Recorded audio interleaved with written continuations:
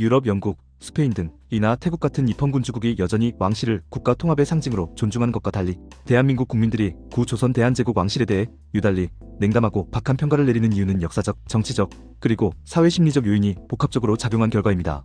이를 심층적으로 분석하면 다음과 같습니다. 1. 망국의 직접적 책임에 대한 분노, 무능한 리더십.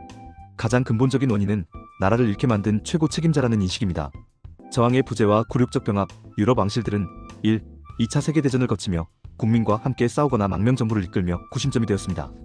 그러나 조선 왕실 고종, 순종군 일제에 의해 국권이 피탈되는 과정에서 조직적인 무장투쟁이나 국민적 저항을 주도하지 못했습니다. 대신 굴욕적으로 조약에 서명하고 비록 강압이었다 해도 왕실의 안위를 보장받는 이완가로 격화되어 일제에 순응했습니다. 국민의 희생대 왕실의 안위, 독립운동가들이 목숨을 걸고 만주와 상하이에서 싸우는 동안 영친왕 등 왕족들은 일본 황족에 준하는 대우를 받으며 일본군 장교로 복무하거나 일본 황족과 정략 결혼을 하는 등 일제의 녹을 받으며 안락한 삶을 살았습니다. 이는 국민 정서에 돌이킬 수 없는 배신감을 심어주었습니다. 2. 민주공화정의 탄생과 왕정과의 단절, 정통성 교체. 대한민국은 왕정을 계승하거나 타협한 것이 아니라 왕정을 부정하고 탄생했습니다. 임시정부의 공화정 선포, 1919년 3일. 운동 직후 수립된 대한민국 임시정부는 대한제국을 복원하자 복벽주의는 주장을 배격하고 대한민국은 민주공화국임을 천명했습니다. 이는 무능했던 왕조와의 결별선언이자 주권이 왕이 아닌 국민에게 있음을 명시한 혁명적 전환이었습니다. 이승만과 박정희의 배제 정책, 광복 후 초대 대통령. 이승만은 왕실이 다시 구심점이 되는 것을 극도로 경계하여 구황족의 귀국을 막고 왕실 재산을 국고로 환수했습니다. 박정희 정권 때 일부 귀국이 허용되었으나 이미 그들은 정치적 영향력이 거세된 자연인에 불과했습니다. 3. 일제의 의도적인 왕실 격화 공작, 이미지 훼손. 일제강점기 35년간 일제는 조선 왕실을 무능하고 부패하며 스스로 나라를 지킬 능력이 없는 존재로 철저히 깎아내렸습니다. 식민사관의 주입, 일제는 조선 왕조 500년을 당파 싸움과 무능의 역사로 규정하고 이를 근대 교육을 통해 조선인들에게 주입했습니다.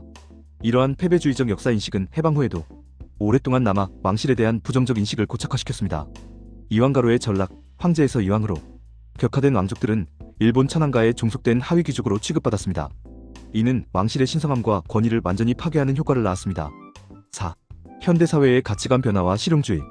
현대 한국 사회는 능력주의와 평등주의가 강하게 지배하고 있습니다.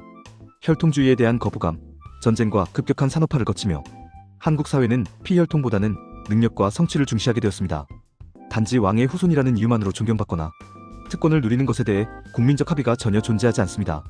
실효성 없는 상징.